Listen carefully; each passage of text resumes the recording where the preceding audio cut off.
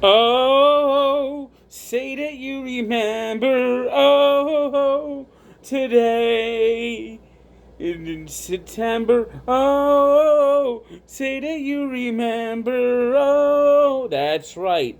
This is Tank Slug, and September is here. September 1st, 2019. Wrapping up the day in sports. Saturday was the first full college football week, and we just got kicked right into high gear. First, there was a few games on Friday of note in the top 25. It was Michigan State playing a good defensive effort. Didn't quite have the offensive punch as they beat Tulsa on Friday night, 28-7, while Wisconsin pummeled South Florida on the road, 49-0.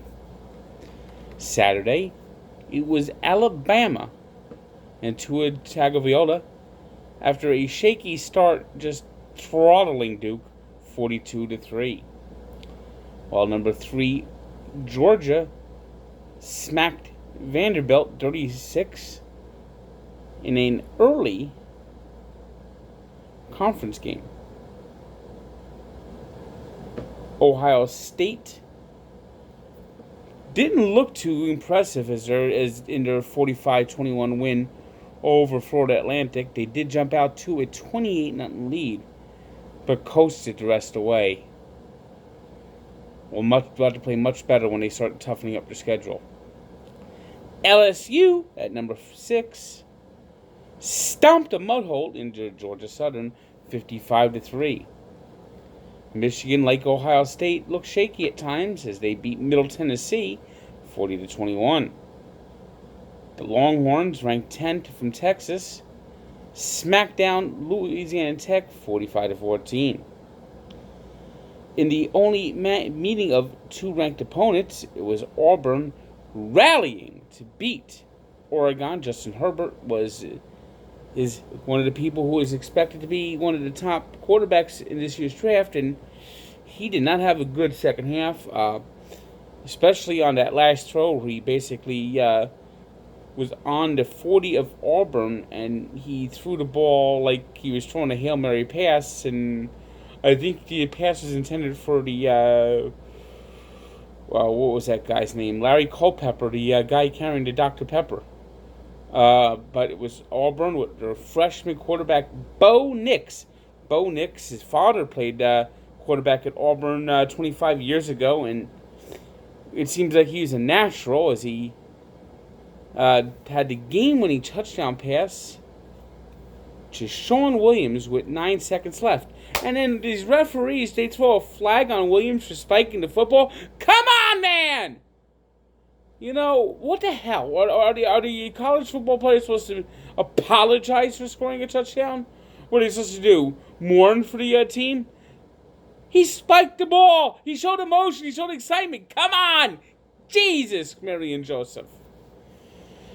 There's taunting, there's over-celebrating, and then there's just emotion. And these refs in college football, they throw penalties on fucking emotion. It was Washington over Eastern Washington, 47-14. Penn State embarrassed Idaho, 79-7, as James Franklin had his team throwing the football up 70-0.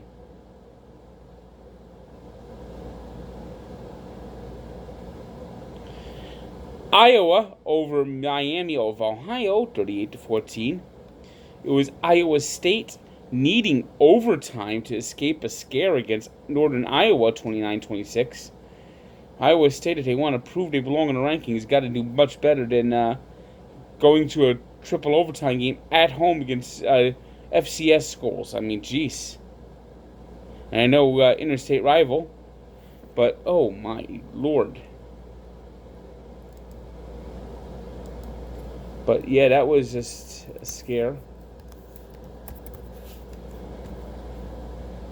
Hugh Freeze, who sounds like a supervillain, in a DC in the DC universe, coached from his hospital bed in the press box as Syracuse beat Liberty 24-0. I mean, Hugh Freeze is showing himself off that perhaps he deserves a bigger job than Liberty. Especially some of the jobs that I'm going to name later in this wrap-up. Washington State was 58-7 winners over New Mexico State. Nebraska, who was hoping to return to prominence this year, started the season ranked 24th. Had difficulty at times, but was able to beat South Alabama 35-21. While Stanford, with KJ Costello getting knocked out in a play where there was no penalty called, where there should have obviously been a penalty called. These refs are so inconsistent in the NCAA. Stanford beat Northwestern 17-7. We have two games involving ranked teams on Sunday and Monday, as Oklahoma will host Houston on Sunday night, number 4 Oklahoma that is, and number 9 Notre Dame will play Louisville on Monday. Let's take a wrap-up of all the other conferences of the teams that were not ranked in the NCAA, starting with the ACC. On Friday night, it was Wake Forest 38-35 winners over Utah State. Utah State's a solid program, so that may not be that bad of a result, as Utah State should be one of the top teams in Mountain West this year. However, Florida State, oh no, we still suck. Willie Taggart, wow. First, you leave Oregon after one season. You go from South Florida to Oregon, and then you leave Oregon after one season, and you take Florida State to their first losing season since 1976. This year, you start at home. A game that got moved from Jacksonville to Tallahassee because of the threat of a hurricane. You were kicking Boise State's ass. You were up 31-13,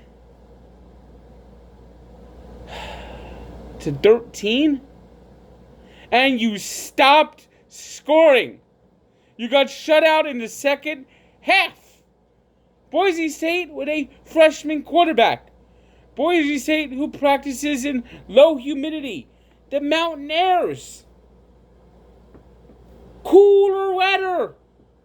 Not heat, not humidity, not in the glaring sun of Tallahassee. It was Florida State that wilted in the second half. And down 36-31. With a minute left. On 3rd and 5, they're handing the ball off. Then the next play, they get a successful catch, a good pass. But offensive pass interference, so the play comes back. So they got another 4th down play. Desperation, and they get another penalty, a holding penalty. I mean, what is wrong with Florida State? Willie Taggart, what a horrible, horrible job he has done in his first year in one game in Tallahassee. I don't think he's going to be long for this job. You know, the heat is already building in Florida State. I mean, it's just ridiculous. First off, you go 5-7 last year.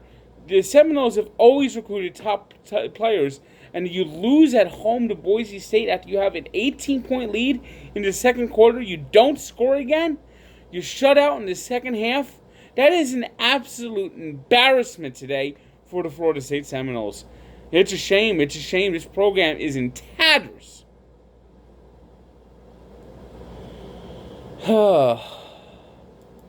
North Carolina. North Carolina had a nice game today, beating South Carolina 24-20 as Mac Brown returned and led the Tar Heels to 15 unanswered points in the fourth quarter. That's the opposite end of the spectrum of what happened to Florida State. It was Boston College in a conference game beating Virginia Tech 35-28. Boston College might be a decent team this year. Keep an eye on them.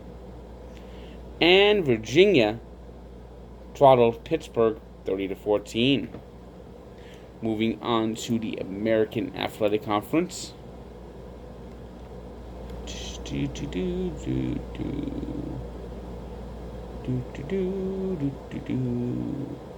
It was North Carolina State. How come I didn't see that in the ACC? Oh well. North Carolina State beating Eastern Carolina 34-6. I don't know how I missed that score before. Memphis over Ole Miss 15-10. Where's the offense, Ole Miss? Where's the offense? Temple stampeding over Bucknell 56-12. The Navy sunk Holy Cross 45-7. And SMU over Arkansas State 37-30. In the Big 12, on Friday night, it was Oklahoma State over Oregon 52-36. That's Oregon State, I should say. Kansas and Les Miles' debut. They still look like Kansas as they barely beat Indiana State 24-17. It was West Virginia 2013 winners over James Madison. Texas Tech took down Montana State 45-10. Baylor 56-17 winners over Stephen F. Austin. Kansas State over Nicholls 49-14, and TCU over Arkansas Pine Bluff 39-7. Cupcakes, anyone? Cupcakes? In Big Ten action on Friday, it was Rutgers 48-21 winners over UMass. It's the 150th anniversary of college football, and of course that's big for Rutgers, as the first game was played in Rutgers. And that was the only time he actually won a national championship, by the way. Nevada stunned Purdue 34-31.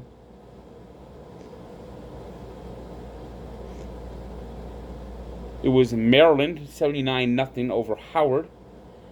Illinois 42-3 winners over Akron. Probably the only game Illinois will have like that, because Illinois is a bad program. And Indiana 34-24 winners over Ball State.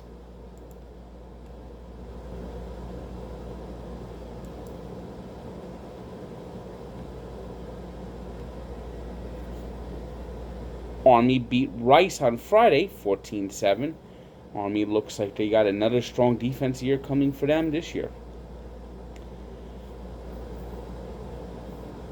Texas San Antonio 35-7 winning over Incarnate Word. There's actually a college called Incarnate Word. Interesting. Marshall 56-17 winners over VMI. Old Dominion over Norfolk State 24-21. Southern Miss 38-10 winners over Alcorn State. It was Northern Texas 51-131 over Abilene Christian. And UTEP, barely surviving a game against Houston Baptist 36-34. I think if UTEP would have lost that game, they should have made them go back down to FCS. That would have been an embarrassing loss.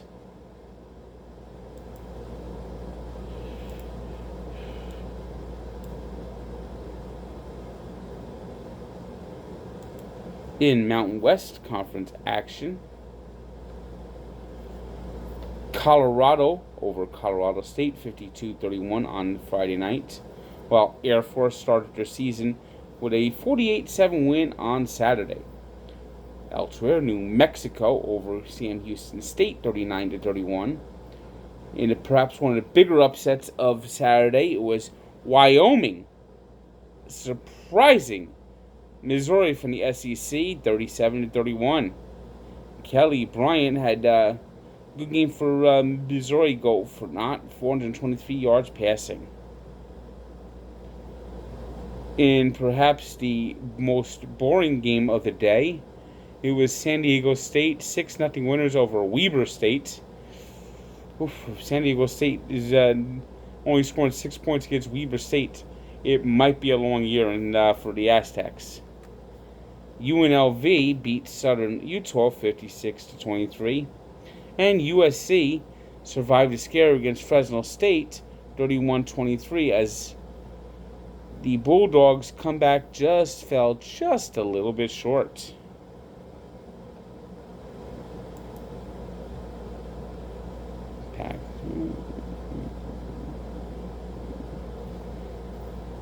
In Pac-12 action, Cal beat Cal Davis 27-13.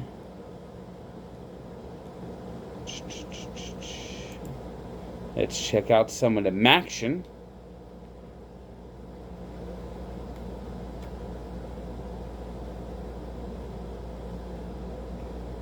We had Iowa over Miami of Ohio, 38-14. I thought I mentioned that already. College football. Boys, a lot of scores here. Iowa beat. All right. It was Kentucky, 38-24 winners over Toledo. Ohio beat Rhode Island, 41-20. Eastern Michigan, 30-23 winners over Coastal Carolina. Northern Illinois beat Illinois State 24-10, and Western Michigan over Monmouth 48-13. Boy, that would have been a nice win if Monmouth could have got that one. In the SEC,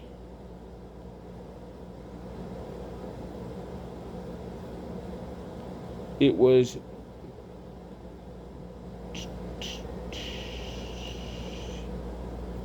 Mississippi State slipping by Louisiana 38-28.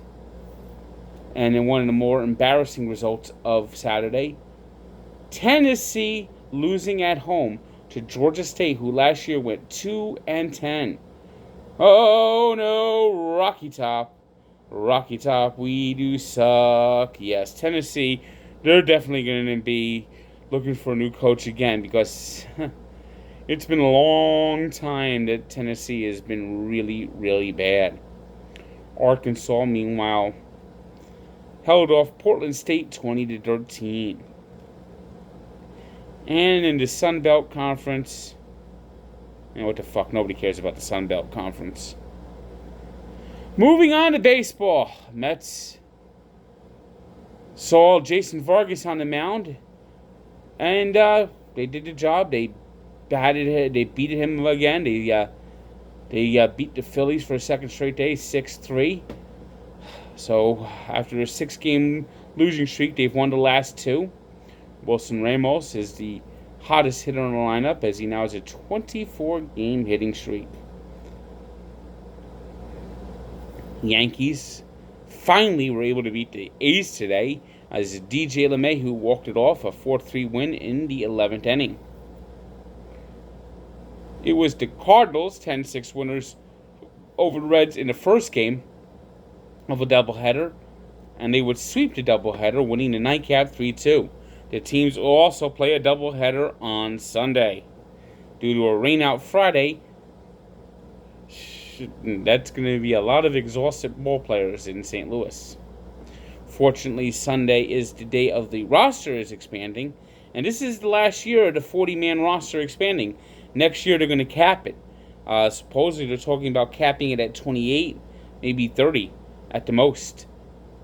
So that the crazy September games are not going to happen anymore after this season, which I think is a positive change. I think it was ridiculous that you play all season long and in the most important games, now when you have a much bigger roster. I think baseball should actually do it reverse, where they begin the minor league season later in the season and have extra players at the beginning of the season while players are still getting ready, especially pitching. I think teams should be able to carry more pitching early in the season. And then at the end of the year, I think the September call-ups you could do, but just cap it at a certain number. It was ridiculous. In a game that helps the Mets, the Brewers beat the Cubs 2-0.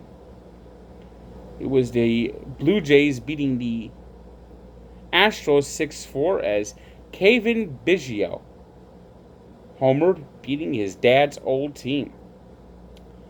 The Rays were 9-6 winners over the Indians. Tigers over the Twins, a rare win for Detroit.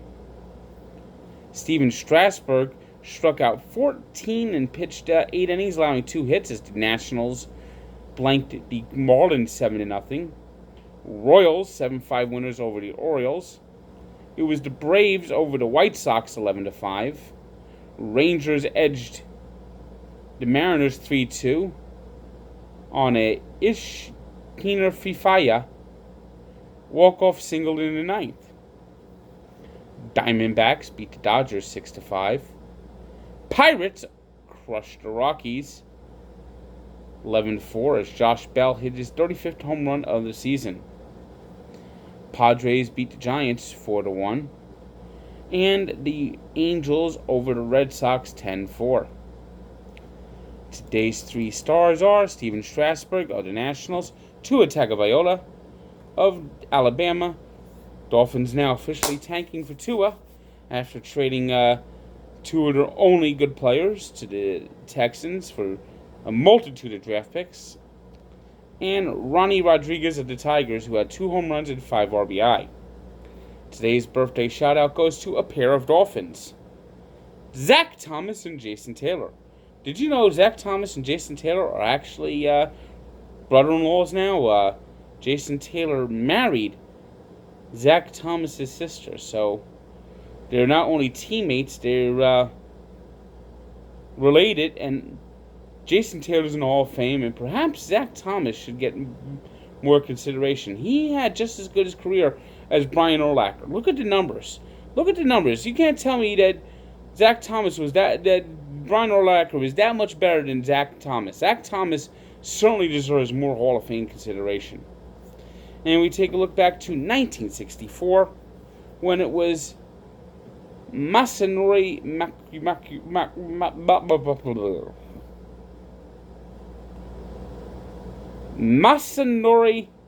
Murakami becoming the first Japanese-born player to make his major league debut. He made it against the Mets, pitched 1 inning for the San Francisco Giants. Murakami played just 1 season, finished the 64 season and played the entire 65 season before his Japanese team demanded he come back, and he did. He returned to Japan, and it will be another 30 years before Hideo Nomo became the next Japanese player. Murakami could have been a major leaguer. He had the stuff, he looked good, he had a decent enough season, but he didn't want to go against the rules of Japan baseball, and he was essentially sent to America on just a loan program. And, well, you can check out the full story at Barstool Sports and Sports Encyclopedia, where sports history lives. Good day.